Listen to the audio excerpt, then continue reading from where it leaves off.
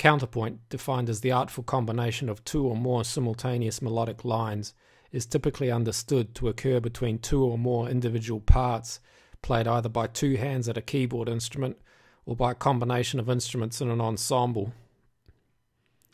While this understanding is true, counterpoint can also be created by a single part using a technique called compound melody. This can be seen in the following example, taken from the second minuet of the Sarabande from the first cello suite by J.S. Bach.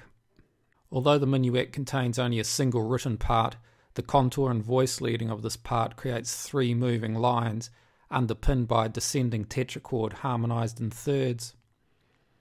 Within these thirds, a middle part essentially descends in sixths, interrupted by 7/6 suspensions.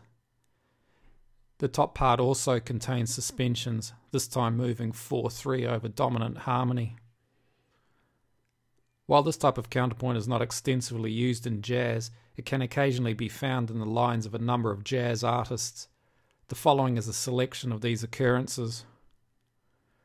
As with the Bach minuet discussed earlier, all of the following examples are underpinned by a larger structural framework, a descending line which gives support and direction to the parts of the compound melody.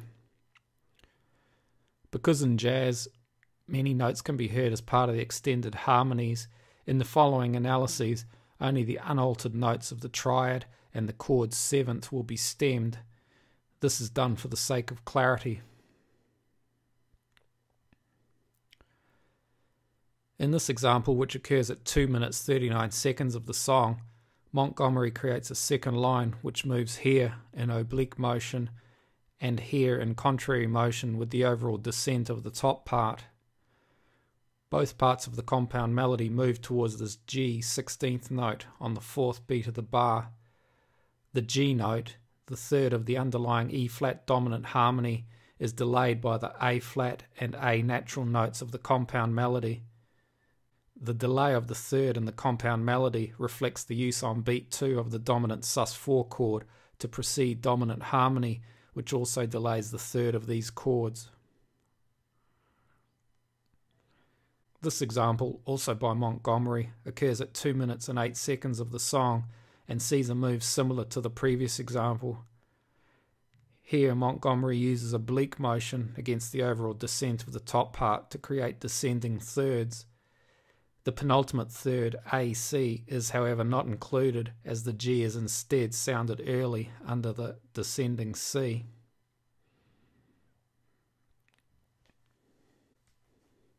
This example, which occurs at 1 minute and 9 seconds of the song, as with the previous example, sees Parker essentially using oblique motion to create two parts.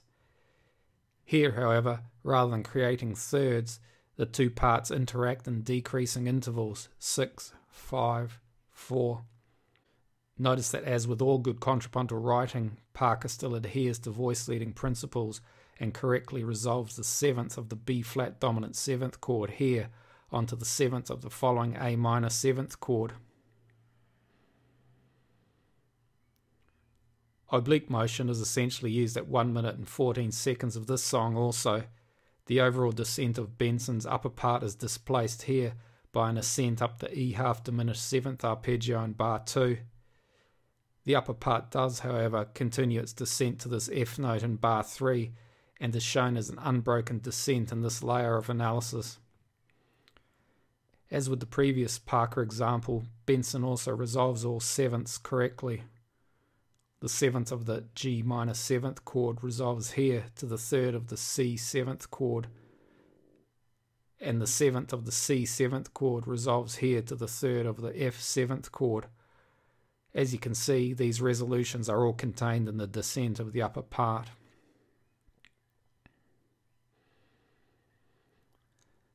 At 5 minutes 37 seconds of this song, Metheny also creates a compound melody which moves in descending thirds.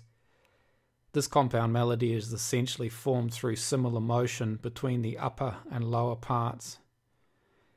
In this example, I've also included the section of the head which corresponds to these bars of the solo to show how closely Metheny has followed the head's melodic contour in his solo's creation. Metheny essentially embellishes the head's melodic framework while retaining its overall shape. Here, for example, the resolution of the 7th of the B flat minor 7th chord is already included in the head's melody, but is decorated in Metheny's solo by the compound melody and the notes of the overall descent. Metheny does, however, raise the A flat note of the head to A natural, creating a minor major 7th.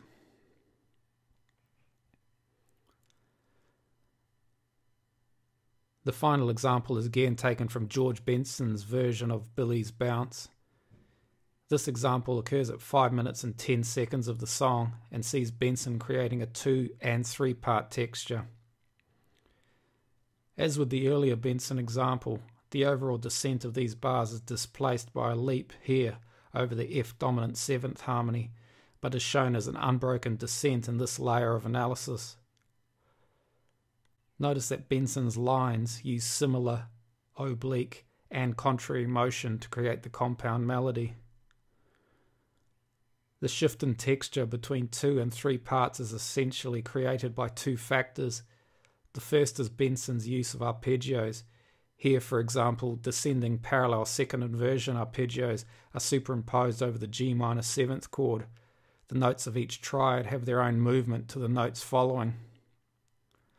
Bear in mind that while arpeggiating a series of chords contains some contrapuntal elements, such as the movement of each note to the next, it is not on its own considered true counterpoint, and is typically combined, as here, with other processes. The second factor in the creation of the 2 and 3 part texture is Benson's use of melodic lines of the type we have already seen in previous examples. These lines use a mixture of stepwise motion and leaps to create the compound melody. I hope you found this useful. Thanks for watching. See you next time.